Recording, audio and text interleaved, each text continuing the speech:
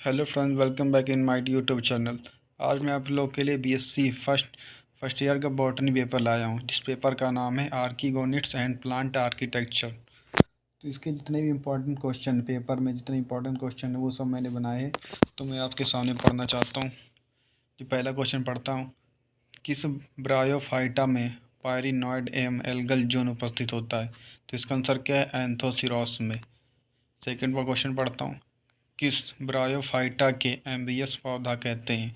तो इसका आंसर क्या है? स्फानगम। तीसरा क्वेश्चन है, गैमा कब उपस्थित होते हैं? तो गैमा कब किस में उपस्थित होते हैं? उपस्थित होते हैं मार्केंशिया में। इसके बाद फोर्थ क्वेश्चन है, रिक्सिया की जली जाति है। तो रिक्सिया की जली जाति कौन सी है? तो रिक्सिया की जली जाति कौन सी है? रिक्सिया फ्लोरेंटेंस एंड रिक्सिया मेंटेंस। इसके बाद पांचवा क्वेश्चन है, किस ब्रायोफाइटा के स्पोरोफाइट में केवल कैप्सूल पाया जाता है? तो इसका आंसर है रिक्सिया। इसका सिक्स क्वेश्चन है, रिक्सिया के स्पोरोफाइट के भाग को कहते हैं? तो इसका आंसर है कैप्सूल कहते हैं। इसके बाद सेवन नंबर क्वेश्चन है, मार्केंसिया के मादा जननांग जिस संरचना पर विकसित होते हैं कहलाते हैं? तो इसका आंसर क्या है? इसका आंसर है आर्चियोगोनियोफोर। इसके बाद एट नंबर क्वेश्चन है, असंवहनीय अपुष्पोद्भिद व उभयस्थली प्रकृति के पौधे होते हैं? तो कौन से पौधे होते हैं? उनका आंसर है ब्रायोफाइट्स पौधे होते हैं।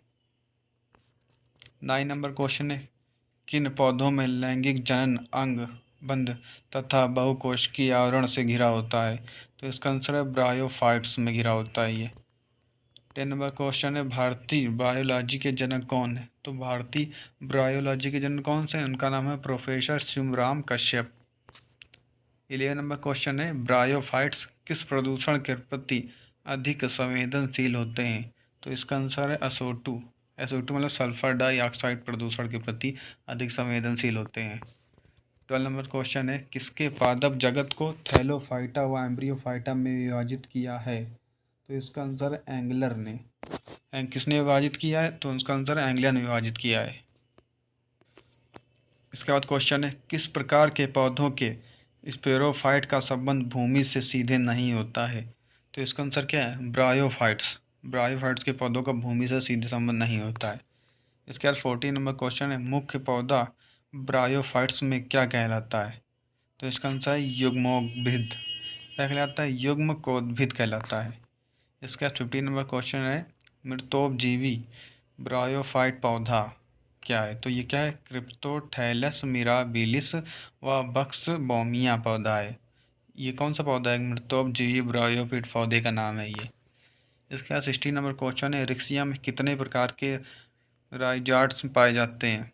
तो रिक्सिया में कितने प्रकार के राइजार्ड्स पाए जाते हैं? तो गुल्की व चिकनी भित्ति वाले पाए जाते हैं। कौन से पाए जाते हैं? गुल्की व चिकनी भित्ति वाले पाए जाते हैं। इसके बाद क्वेश्चन है 70 नंबर, मार्केंसिया में जल व खनिज लवण का अवशोषण किसके द्वारा होता है? तो किसके द्वारा होता है? इसका आंसर राइजाइट्स व स्केल द्वारा होता है। 18 नंबर क्वेश्चन, एंथोसिरोस में किस प्रकार के मूलाभास पाए जाते हैं? तो एंथोसिरोस में किस प्रकार के मूलाभास पाए जाते हैं? तो केवल चिकनी सतह वाले पाए जाते हैं इसमें।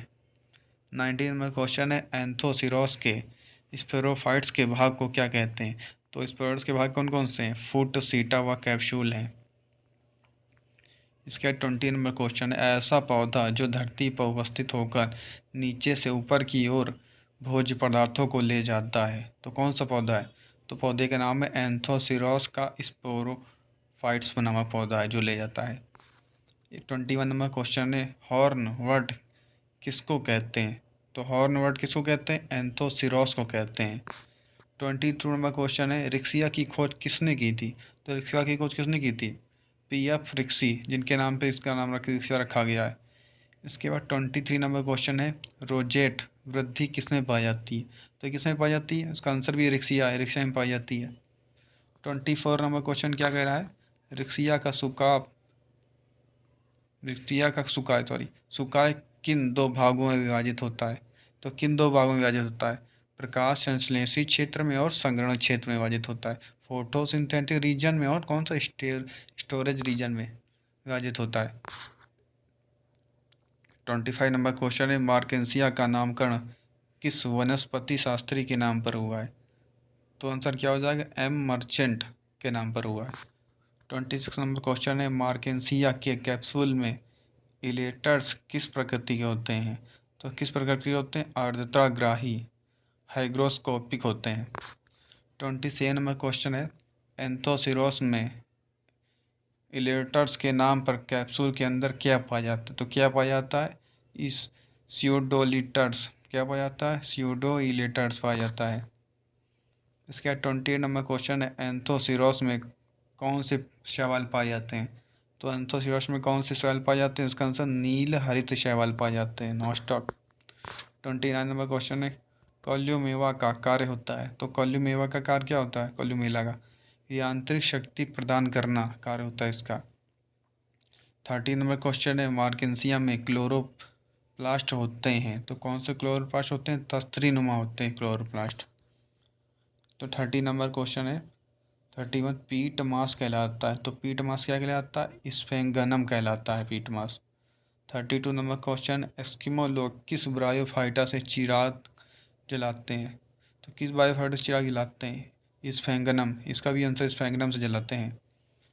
33 नंबर क्वेश्चन है, पैकिंग के रूप में किस ब्रायोफाइटा का उपयोग किया जाता है? तो पैकिंग के रूप में किस ब्रायोफाइटा का उपयोग किया जाता है? इसका आंसर स्फेंगनम, इसका भी आंसर स्फेंगनम ही है। नेक्स्ट है, स्फेंगनॉल प्रतिजैविक प्राप्त होता है? तो स्फेंगनॉल किससे प्रतिजैविक प्राप्त होता है? तो उसका भी आंसर क्या हो जाएगा? स्फेंगनम। नेक्स्ट है, कौन सा ब्रायोफाइटा एंटीसेप्टिक होता है? तो इसका भी आंसर सेम होगा, स्फेंगनम ही सब कुछ होता है ज़्यादातर। 36 नंबर क्वेश्चन है, कैप्सूल में मेरिस्टेमेटिक पाया जाता है? तो कैप्सूल में मेरिस्टेमेटिक कौन सा पाया जाता है? एंथोसिरोस में पाया जाता है। 37 नंबर क्वेश्चन है, इलेटर्स का कार्य क्या है? इलेटर्स का कार्य पोषण और संरक्षण करना ही इलेटर्स का कार्य है। 38 नंबर क्वेश्चन है, बॉग मास किसे कहते हैं?